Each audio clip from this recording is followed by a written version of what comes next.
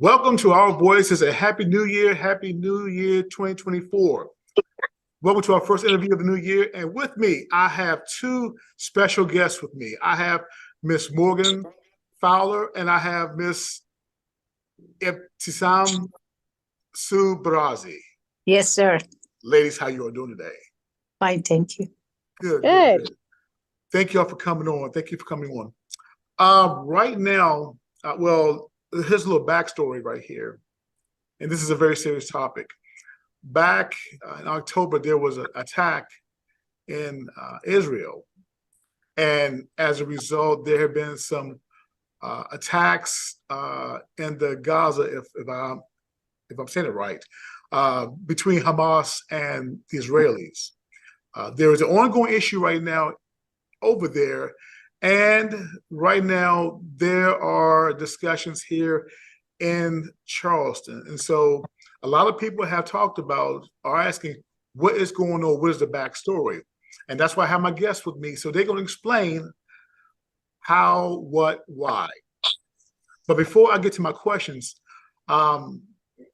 Sue, please tell the viewers something about Sue Barazzi.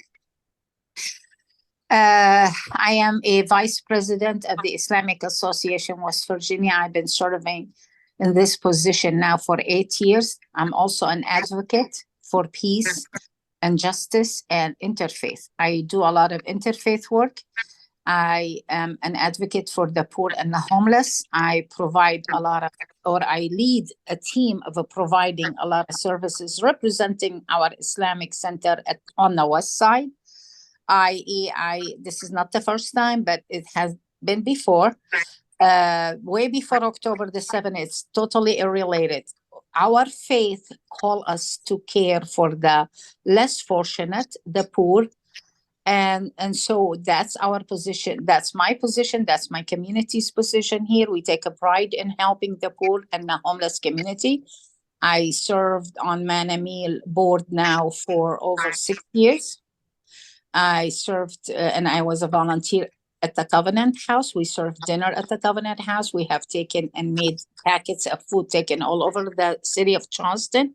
We specifically targeted areas where the poor or the homeless hang around. And I'm an advocate for peace and justice.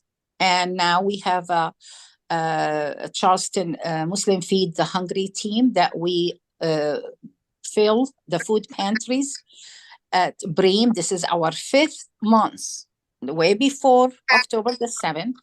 And we also fill the pantry at the Switzer House with Miss Virginia Nesbitt.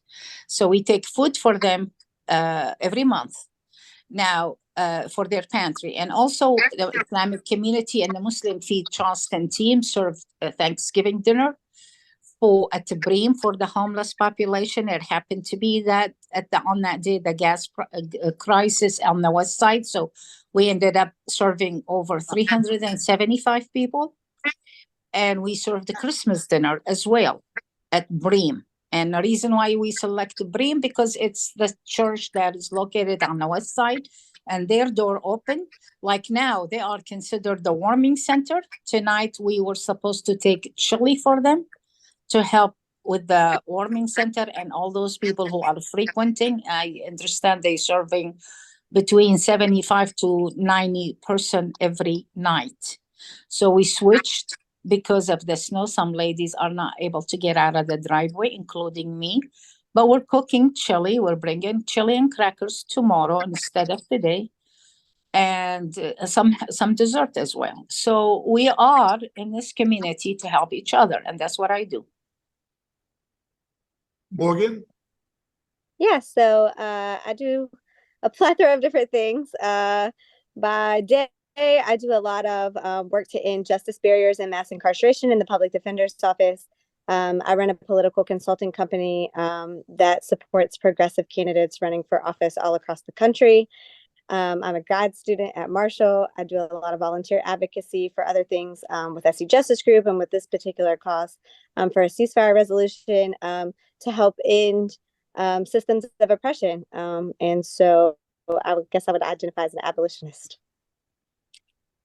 All right. Let's go to work. Let's do it. Again, as mentioned, there is an Israeli-Hamas war over the Gaza Strip. And there has been some tensions for quite some time.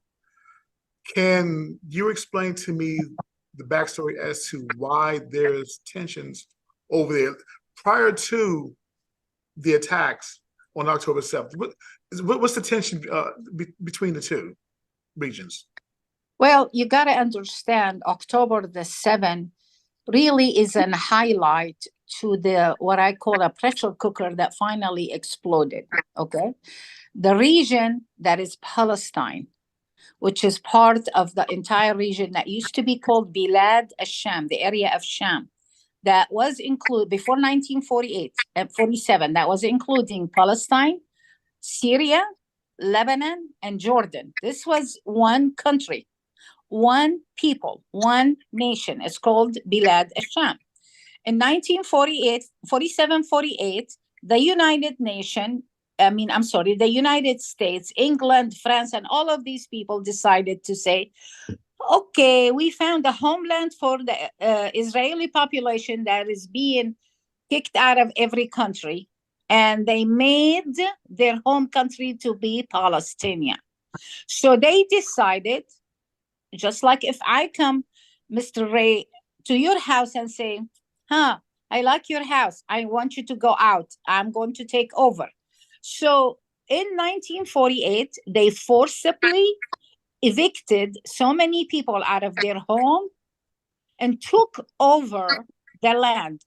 And since 1948 to 1986, when Hamas was formed, Hamas didn't exist all that time. And you can see the map of Palestine. And somebody showed it to be completely green.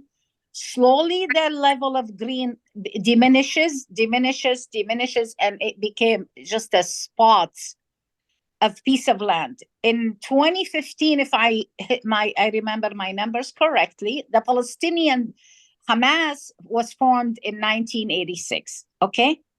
Hamas was an organization that formed because they were sick and tired of the previous administration, which is the Arafat administration, being corrupt, as simple as that. Okay? So, but the Palestinian, specifically in Gaza, did not vote for them. They didn't vote for Hamas. Now, you gotta remember, as Israel is taking over the land slowly, evicting people out of their own home, out of their olive orchard, out of their, it's a citrus fruit country. As they evict them, they're taking over and placing settlers that they gather from all over the world. They had an open policy. Come on, if you're a Jewish person, you can come to Israel, we'll give you a home. If an Israeli, if a Jewish person in Palestine came in and knocked on your house, Mr. Ray White, and said, I want your house because I sort of like it, you have to leave and get the hell out of it, that house. And if you don't leave, the entire building will be demolished. So this is exactly what kept happening. And it is really reality. I'm not telling you anything. I'm not making up story. You can check out the history. Everybody now has access to history, how settlement in Israel became the issue, became the problem, because you're taking the indigenous people's land and making it your own. And when people resist and fight, then if your son, say, for example, or my son get part of this resistance, the entire family gets killed. The entire building gets demolished, bombed, destroyed, however you want to describe it. It becomes right away they bring it down. This has been happening since 1948, leading all the way up to October the 7th. But one point that people must remember, Gaza is a very small square footage area. I don't know exactly, maybe Morgan has a better memory than me how big it is. But some people compare it to Worth County, and it's even less than Worth County.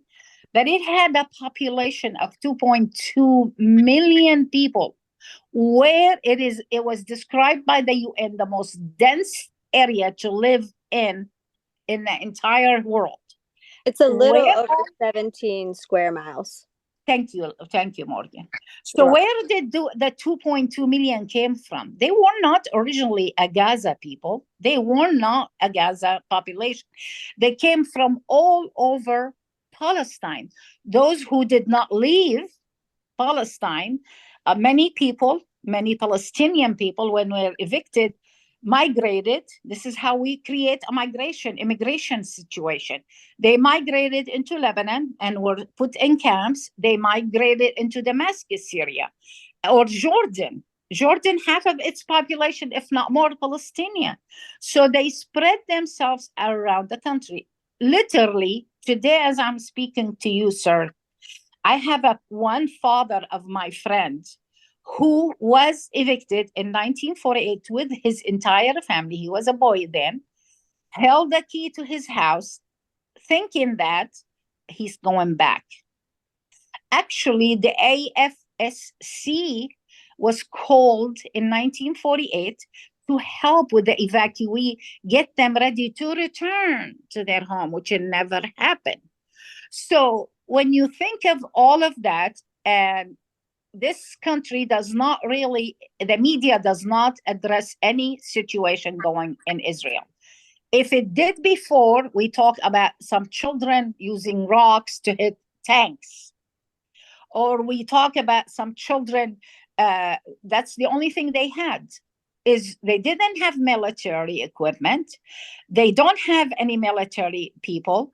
And when we talk about now, as a result of October 7, and we must remember, none of us, Morgan and I, and not a single person we know, condone what happened October the 7th. October the 7th was a bad day for every person, specifically for humanity, because we do not want to see any person getting killed, let alone killing children or women and taking people hostages. That is not what our faith calls. But also remember, Muslims are not the only people living in that country.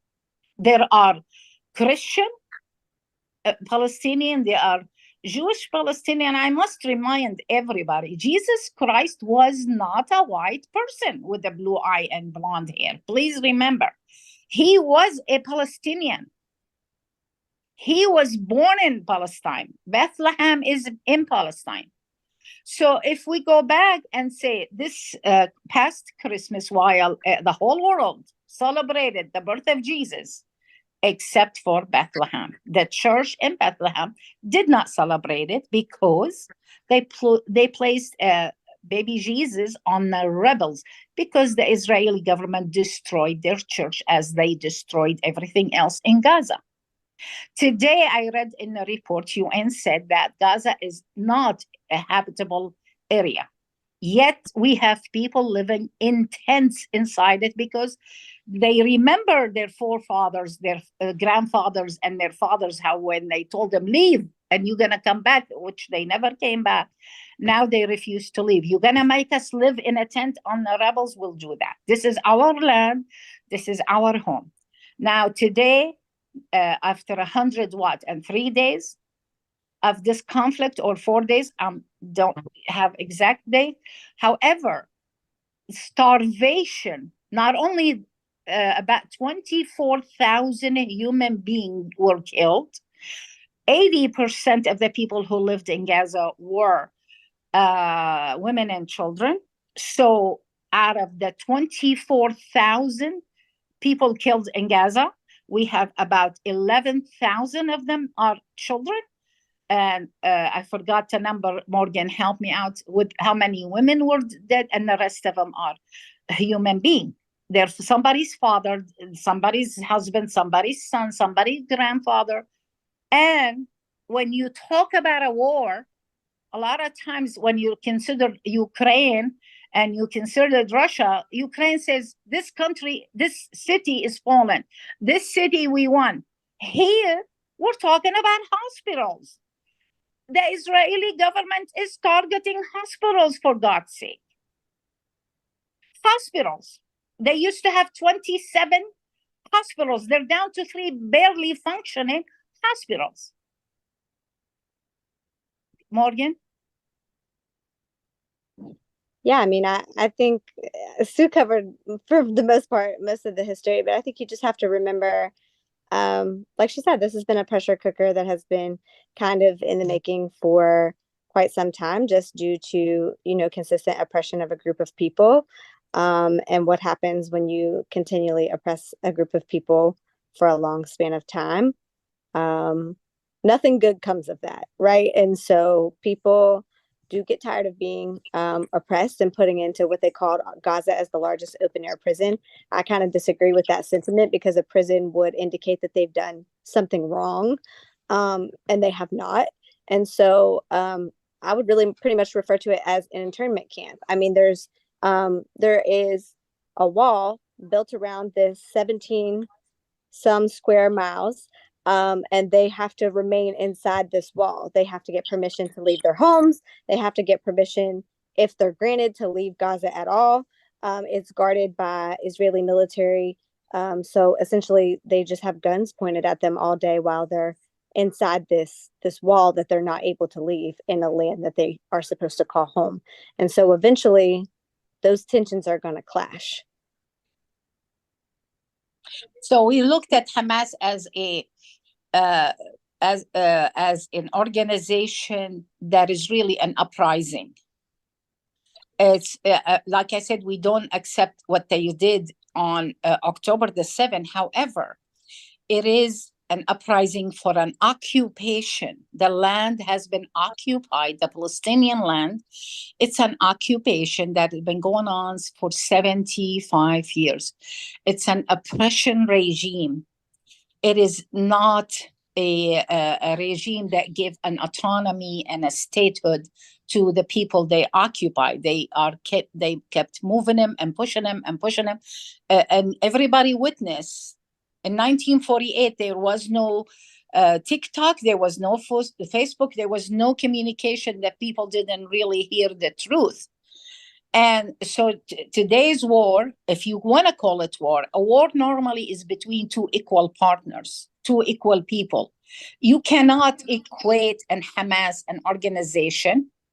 Doesn't have an army. It doesn't have military equipment. It definitely doesn't have a big nation supporting it with military might that continuously feed into it for the past 75 years. I mean, let's face it. So let me ask you, so when we talk about Hamas, are they Palestinians also? Yes. Okay. So because I'm getting, when I talk to people about it, they say that Hamas would kill innocent babies, rape women, heinous crimes.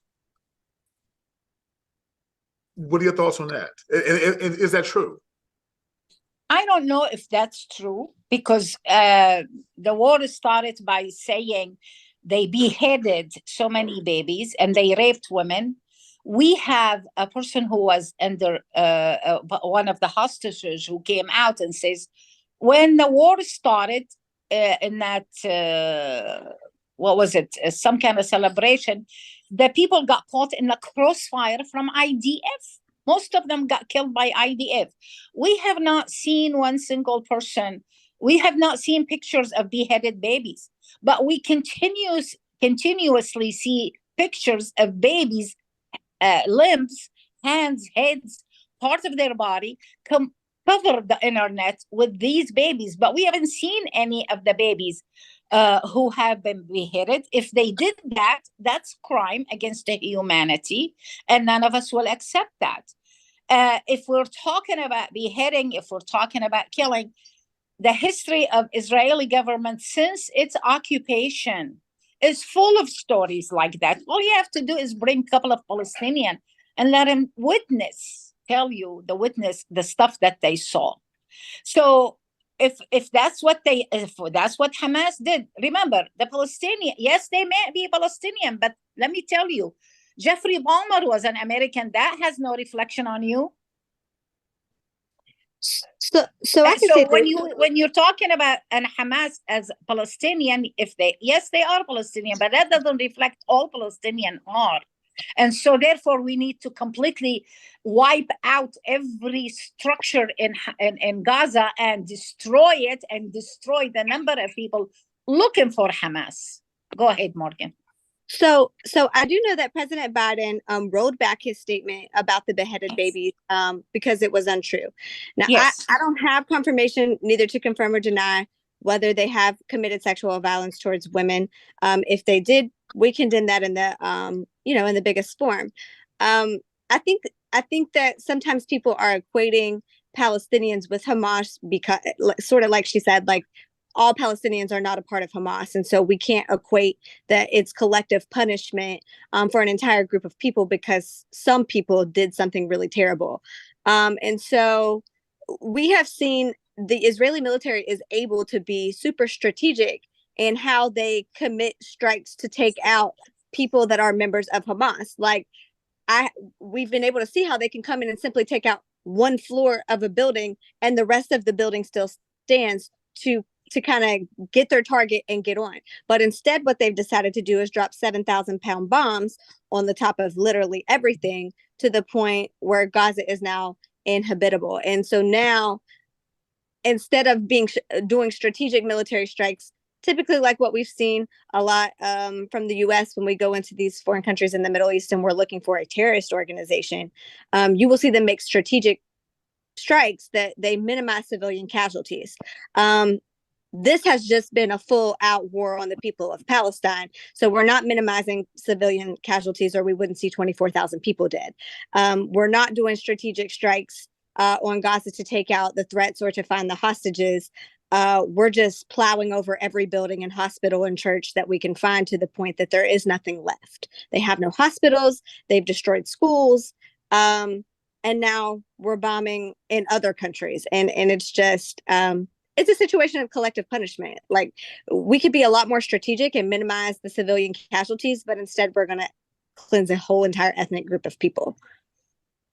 So it's basically a genocide. Some people don't like to hear the word genocide, but why else would you clean an entire city out of 2.2 population? You're attempting to do that. That's what the Israeli government is trying to do, is attempting to clean and kill all the Palestinians. And you can, and I don't know what the intention are, but I hope to God and I pray that they don't come around, rebuild it and make it into a tourist area or the beach area or something. But we're still dealing with the humanity problem. We're still dealing with human suffering. What are the people doing to help those who are living in tents, who do not have food to eat, who are suffering from this, the most horrific burns, as I keep hearing report after report on NPR of physicians who have went and volunteered, and they had to operate on children and don't have any anesthesia, don't have any painkillers, nothing. We actually have doctors here in West Virginia that go over there to practice. Go ahead. Yes, we do. So in light of what took place, you denounce it, right? You are dead set against it. Yes. Okay. Yeah, okay. we don't agree with any kind of human suffering on either side. Okay. So you two have given me the backstory of October 7th and going further back to 1948. Now, let's bring it here to Charleston. Yes. Because I'm hearing that there are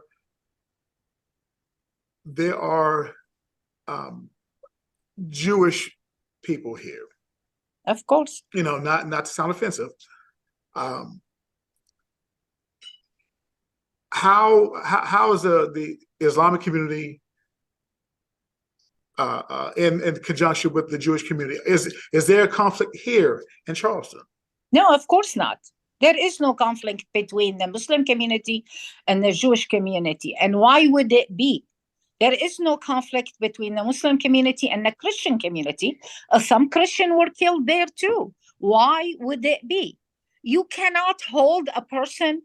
I am not responsible for what Hamas did. I might be Arab and might be Muslim, but why are you holding me responsible for whatever happened thousands of miles away? Do you think we're going to hold the Jewish community responsible for what the Israeli government does? Absolutely not. Okay. And you need to remember that we have people calling for ceasefire, which only says stop human suffering, stop killing. We have Christian calling for ceasefire. We have many members of the Jewish community call for ceasefire, and Muslim. It is calling for ceasefire. It is not an issue of Jews versus Muslim. It is not an issue of Israeli versus the Muslim countries. That is not the issue here. The issue here, the aggression that the Israeli government is putting on human beings, indigenous human that lived in their country, date back over 2,000 years. So I don't have any conflict with any Jewish person here. As a matter of fact, some of my best friends are Jews. That's irrelevant. No, that's absolutely wrong. So yeah, go ahead, Morgan. I would just add to that, you know, like on this ceasefire effort that we've been working towards in Charleston, we have a number of Jewish people working with us. And when Councilman Joe Solomon gave his speech on council floor, he talks about going to a Jewish high school when he grew up. And the one thing that the rabbi taught them and going to that high school was never again. And so when he gave his speech, he mentioned that, and he said never again means never again for anybody. And so after that, he introduced the resolution to city council. And I think that's kind of the sentiments that a lot of our Jewish friends have that are kind of standing with us on this, that never again means never again. And that's just not for one particular group of people. And so they're standing up on those principles that they learned through Judaism, to stand up for oppressed people, to stand up for what's right, and to savor human life. And that's a part of their religion. And so it's been a really, like, actually a beautiful display of like kind of us coming together on that, Yes.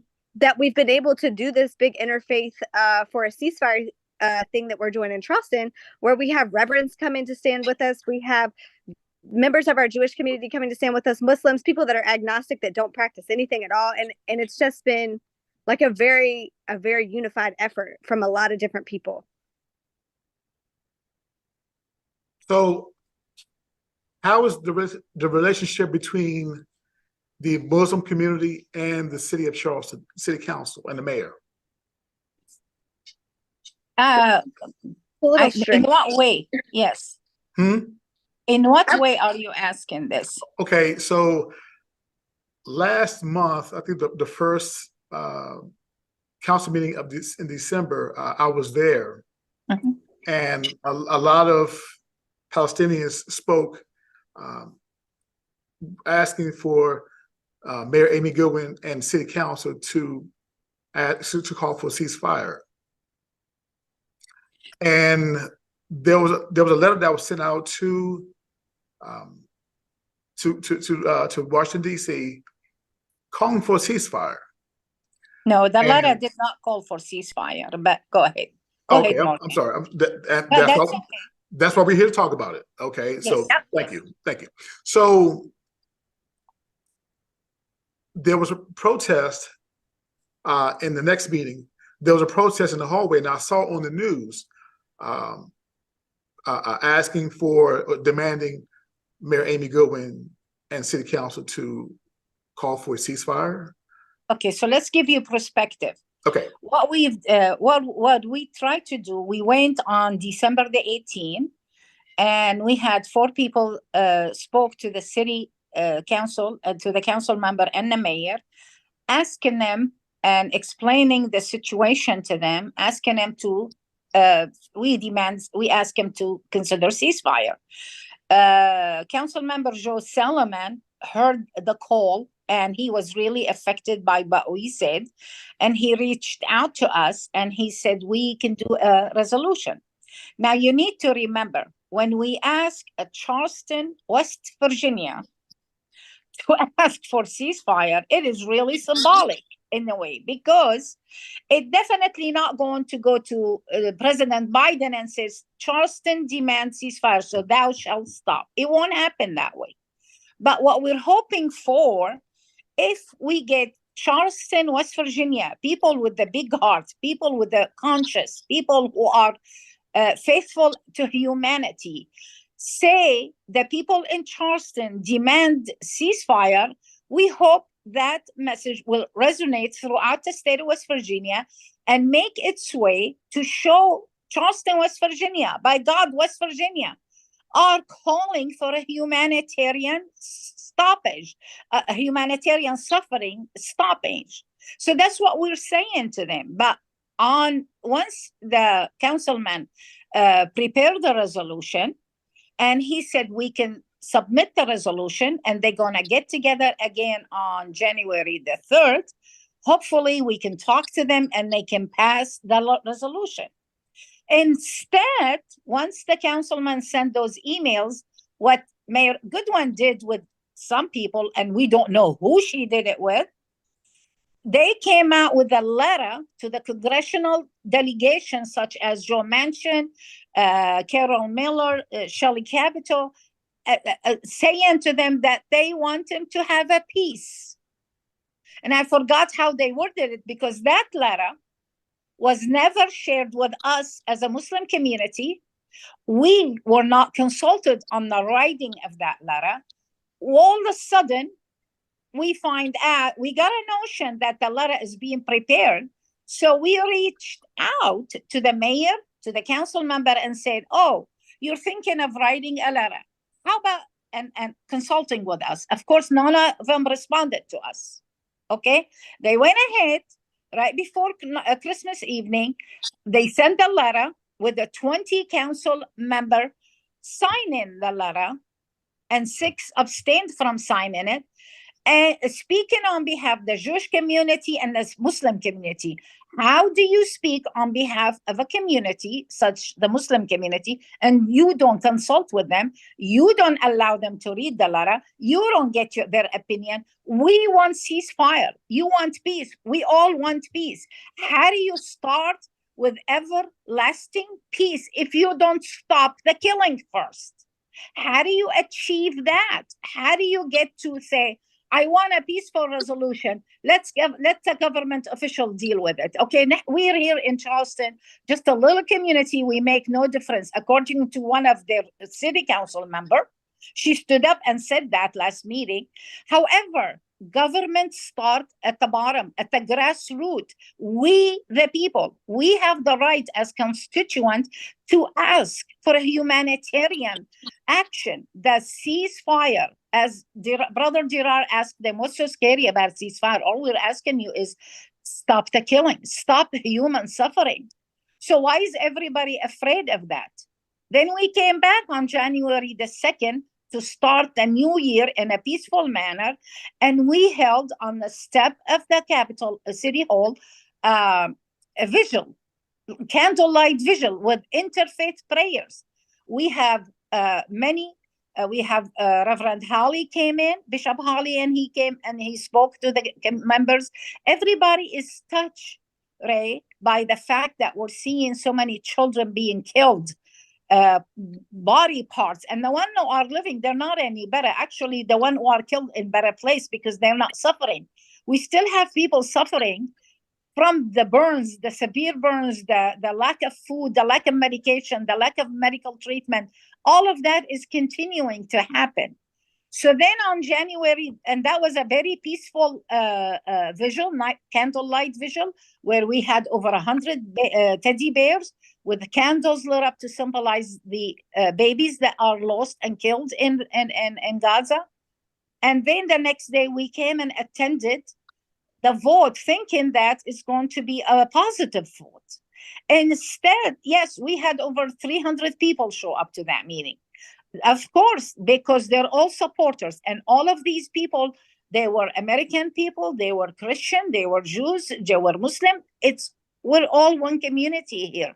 So when Sieberli, the council president, tabled And we all know tabling a resolution is killing it, basically. And that was prepared in advance. They all acted together.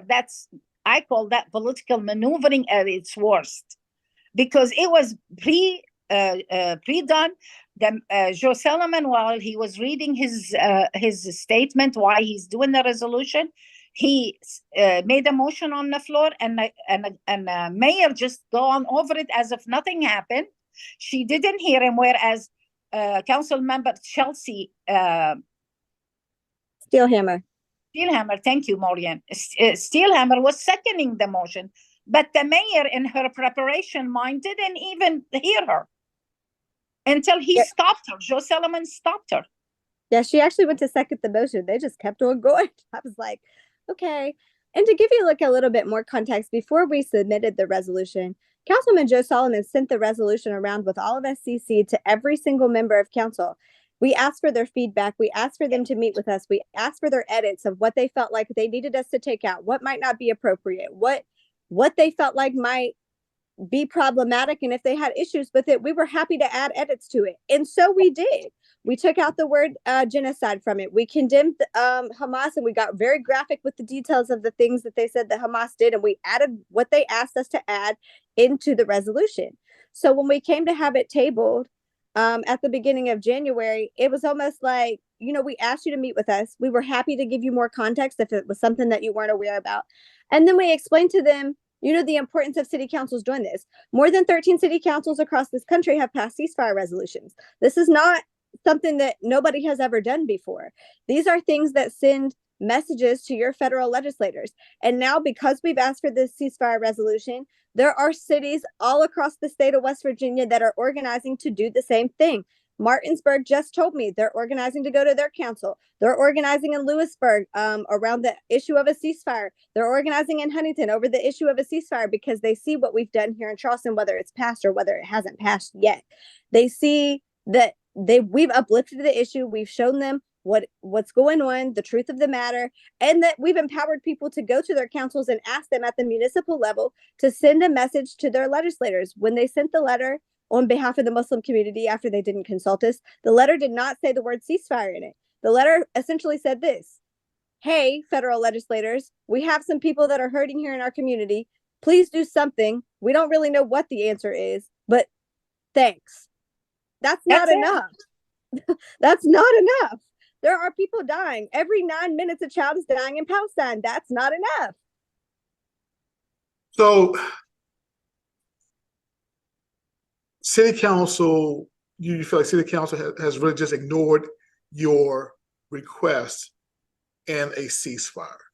I think they missed an opportunity to stand on the right side of history, to show positivity and care for a human life and for human suffering. They missed that opportunity. Okay. But I also think that they were cowardice in a way, a little bit, because you tabled the resolution when, if you felt a particular way about it, you could have voted no. But you didn't want to tell us no to our face. So she dropped off. Okay. And she'll come back on. She'll come back. So Sue, it was brought to my attention also that city council had in some way felt threatened as they were going home.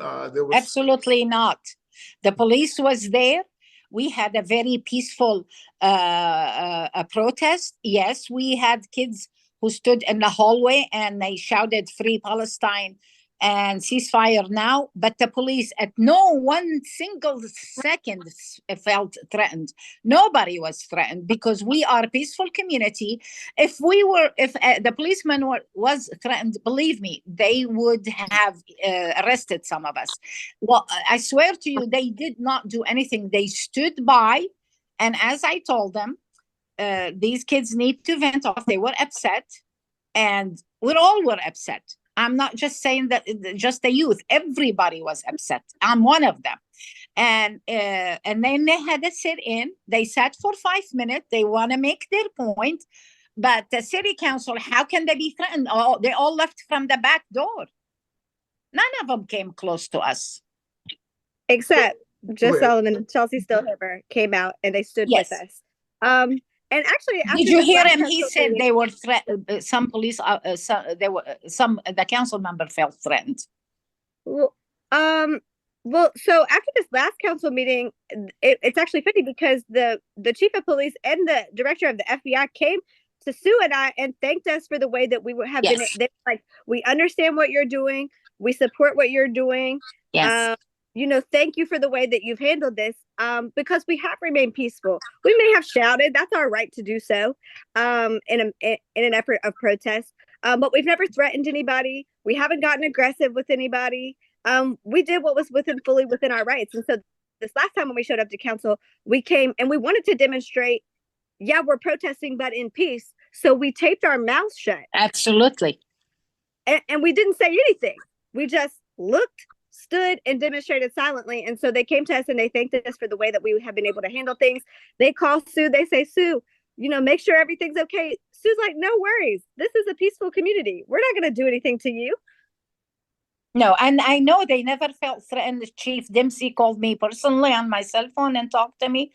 FBI representative, I'm not going to say his name, he called me personally. He was there, and not a single person felt threatened. They actually said that we thank you for being so peaceful, because we are a peaceful community. We are all of peaceful faith, and we will never harm anybody. That is not the point of this. We're trying to ask to stop the harm. We're not going to create a harm. That's not us. We won't do that. Now, there was one person inserted from somebody, and the FBI knows who he is. He's not from our community, that they threatened him with the arrest, but he came as a troublemaker. I don't even know who he is. None of us know who he is. State. He's from No, it's not from the state. No, he was identified to be from California, believe it or not. Stu, you mentioned the Muslim community. Is the Muslim community here accepted in Charleston? Does the Muslim community interact with other neighborhoods here in Charleston? Let me tell you something about the Muslim community. For those who have not, I doubt any one single one of you have not met a Muslim in this city. Do you know why? 80% of our community, the men, and we have several women, are physicians serving the health needs of this area. Few years back, somebody told me, why don't you all go back to your country, you bunch of immigrants? I said, sure. I'll be glad to take every Muslim doctor out of here and get out. Let's see who's going to come and help you, take care of you. And so that person didn't say anything. Oh, yeah.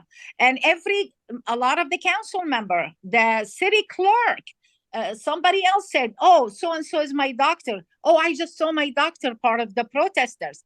We are peace-abiding, very highly contributing members to the society, because all of these physicians who works like crazy, take care of the health and the health needs of this community. If they leave, I swear to you, Charleston would be in trouble health-wise. And then we have doctors, and we have lawyers, and we have teachers, and we're all kind. Yes, we are part of this community. Yes, we've been serving this community. I myself was a federal officer for 29 years. We do a lot of volunteerism. We do a lot of support for the community. We are present on the west side. We are present on the east side. We're present wherever we need it. We marched with the Black Lives Matter.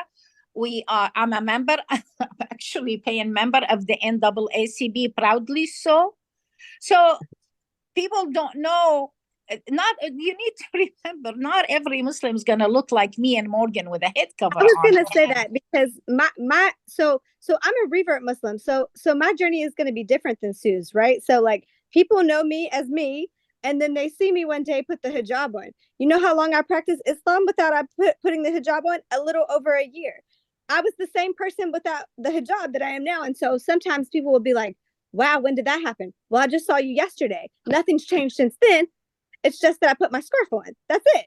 And so I think a lot of times people don't realize that they're among Muslims all the time. We All don't the all time. look the same. There's white Muslims, there are Black Muslims, there's Hispanic Muslims, there's Asian Muslims. And just because you don't see the hijab or maybe a head covering that you see the men wear, you're around Muslims all the time and don't know it.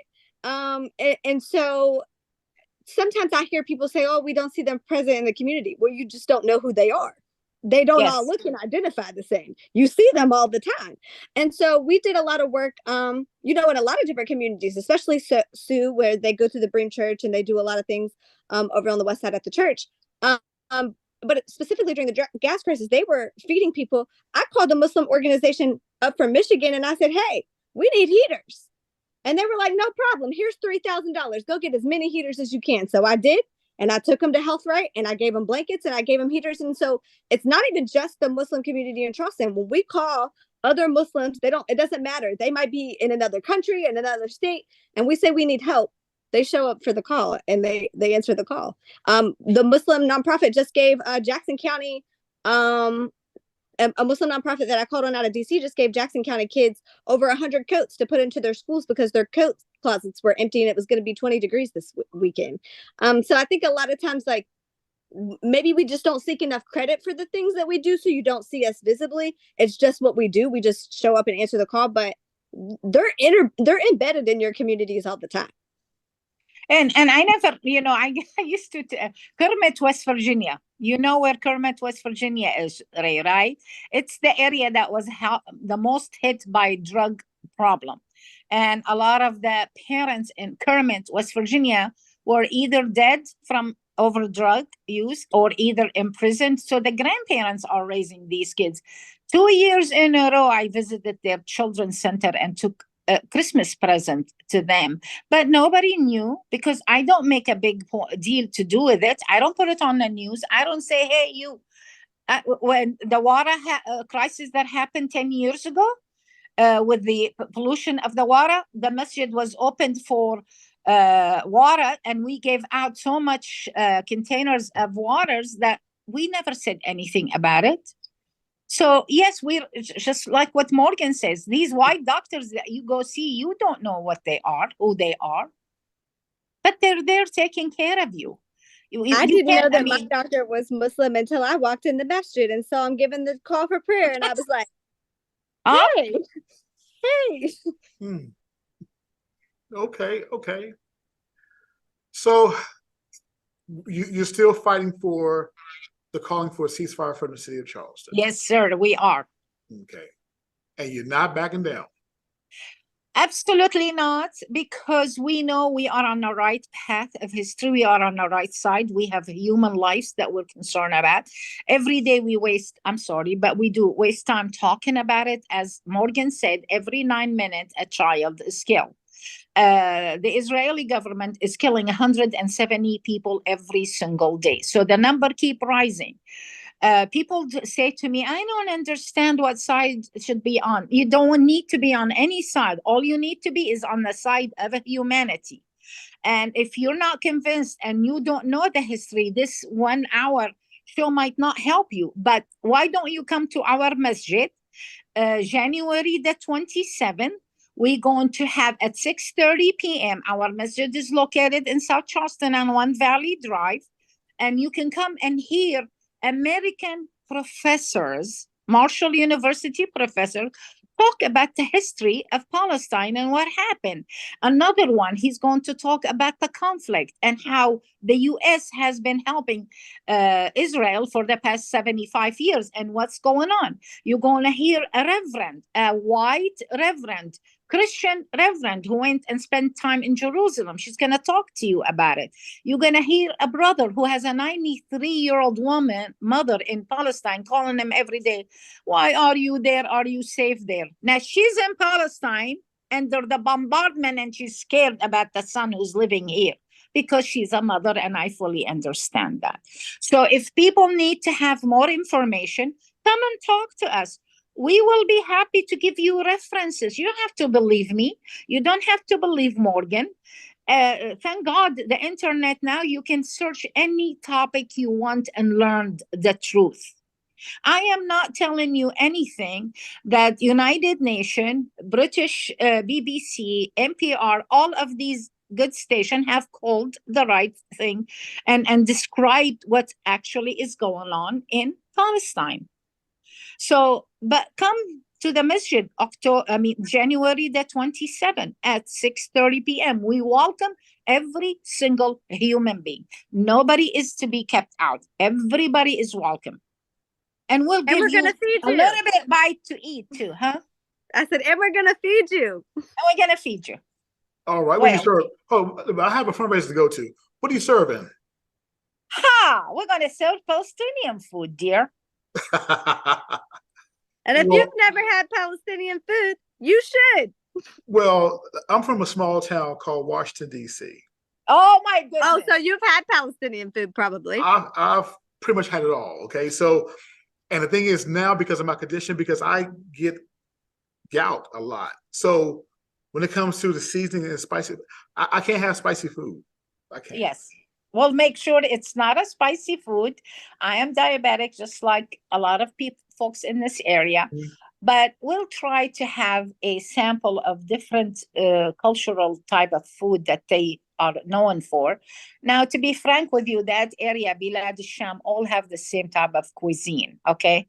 Whether you are from Syria, now known as Syria, whether you are from Jordan, Lebanon, Palestine, we're all sort of like, but we do have a nice falafel. It is a Palestinian food. We have hummus. It's also Palestinian food, and we'll give you a lot of different options as well, and some dessert to go with it. Now I'll tell you what, the curry. No curry this time. No, I love the smell of it. I love it. I love it. Really. I'm sorry, but we're gonna focus on Palestinian food this time. Yes. Not an Indian, Pakistani, although it is delicious, I must add. I concur. Morgan, Sue, I thank you for coming on to Our Voices to explain the situation with the Israeli-Hamas conflict. Again, thank you. Now, before I let you go, Sue, I'm going to give you 1 minute to say whatever's on your mind. And then afterwards, then Morgan, I'm going to give you 1 minute. You ready? Yes, sir. Go. I just hope and pray that every person, when they look at the situation, they look at it with their hearts. Okay, look at it with your heart. If you like to see your children suffering the way these children are, then go ahead and condemn the Palestinian people. If you like to lose your home, if you like somebody to say, I like your home, get the heck out. If you like to be oppressed, if you like to be controlled every single minute, if you like to have children that have no future at all, if you like this kind of genocide, the random killing, the 7,000 bombs thrown over your place, if you like anything that is being done in the name of humanity, I am defending myself against a small child, then by God, go for it. Support everything they do. But if you have a heart, and if you have a child, and if you have a parent, stand up and speak for the truth. Stand up for humanity. All we're asking is stopping the ceasefire, stopping the killing. Ceasefire means stop the killing. That's all. Morgan? Yeah, I mean, I second everything that she just said. And I just kind of want to put it in perspective for people. If this was your child and bombs were dropping over your child's head at night, if your child's arm was hanging off and they couldn't go get medical care, would you go to your people that are elected to represent you, that have the ability to make a voice, send something up to the federal legislator that can actually stop this? Would you be like, you know what, council? Writing a letter saying we don't really know what to do is enough. That's enough while my child's arm is hanging off. That's enough while my mother's dying. That's enough while my father's been displaced from his home. That's enough while my brother and his entire family have been wiped off the face of the earth. If that is enough, if you feel like that's enough, if that was your situation, then that's on you. But if it was my child, like, I'm gonna continue to do what I'm doing right now, and I'm not gonna stop until we get what we need to save lives. And so we're asking for a ceasefire resolution. That's not a controversial issue. It's just asking, hey, could you please savor some human life that's left in Palestine? That's it.